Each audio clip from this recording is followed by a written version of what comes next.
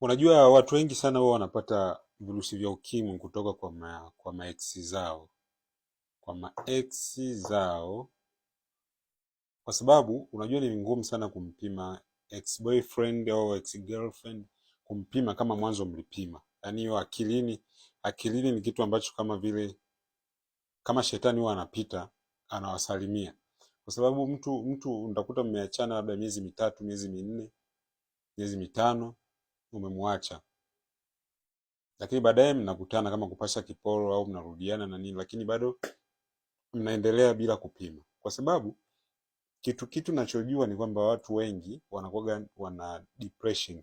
Yaani mtu ukimwacha au akikuacha,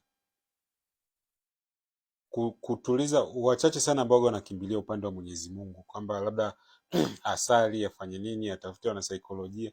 Wengi wanaenda kwenye the same path, yani kwenye njia ile ile lakini tofauti na wewe.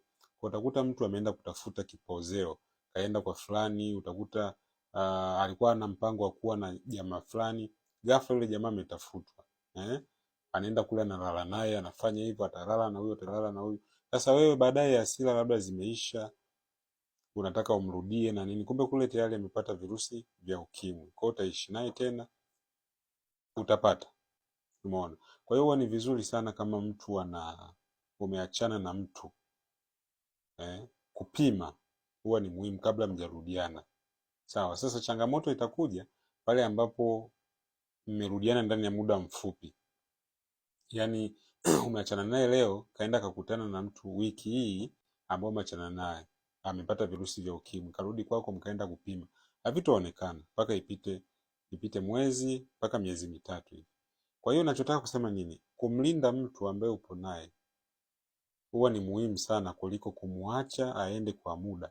Anaweza kukuletea matatizo. Sawa, kuna ile mnaachana kwa muda, baadaye mnakuja mnarudiana. Kwa sababu kile kipindi mmeachana, mmekorofishana na nini, mna hasira, huwezi jua huko ameenda kufanya nini na amepata nini. Kwa baada ya muda huenda ameshiriki na mtu mwenye virusi vya ukimwi kutokana na hasira.